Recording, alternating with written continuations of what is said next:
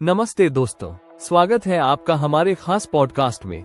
मैं सूरज हूँ और मैं अनन्या। आज हम आपको बताएंगे ईरान, इजराइल व अमेरिका की पूरी कहानी, शुरुआत से लेकर अब तक की स्थिति तक, हर डिटेल के साथ। दोस्तों, ये कहानी सिर्फ 3 देशों की नहीं है, बल्कि पूरे मिडिल ईस्ट और दुनिया के लिए बड़ा खतरा बन चुकी है। तो चलिए शुरू करते हैं। सब कुछ शुरू होता है 1979 में, जब ईरान में इस्लामिक क्रांति हुई।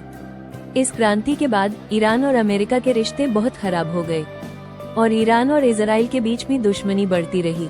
सही कहा अनन्या। ईरान डरता था कि इजराइल मिडिल ईस्ट में ताकतवर हो रहा है और इजराइल डरता था कि ईरान परमाणु हथियार बना रहा है। इसी वजह से दोनों देश कई सालों से छोटे युद्ध और गुप्त हमलों में लगे रहे।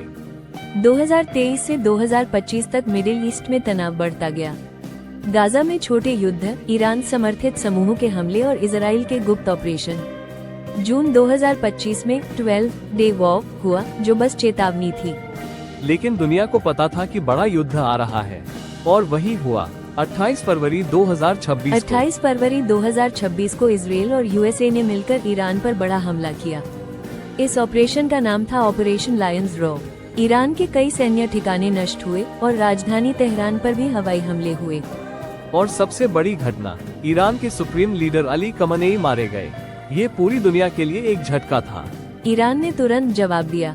1 मार्च 2026 को इजराइल पर मिसाइल और ड्रोन हमले, अमेरिका के सैन्य ठिकानों पर हमला और खाड़ी देशों में अमेरिकी बेसों को निशाना बनाया।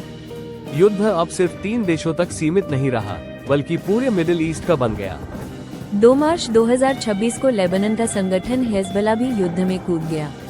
उन्होंने उत्तरी इजराइल पर रॉकेट दागे और इजराइल ने बेरूत पर जवाबी हमले किए। युद्ध अब पूरे क्षेत्रीय युद्ध में बदल गया।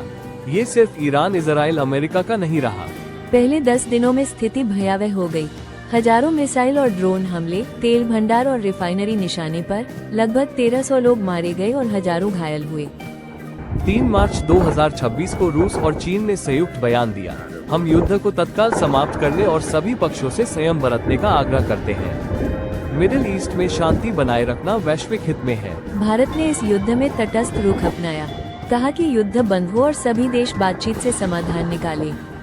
भारत किसी एक पक्ष का समर्थन नहीं कर रहा, क्योंकि अमेरिका से रणनीतिक संबंध, इजराइल से रक्षा सहयोग, ईरान से तेल और व्यापार, भारत अपने नागरिकों की सुरक्षा और आर्थिक हितों की चिंता कर रहा है।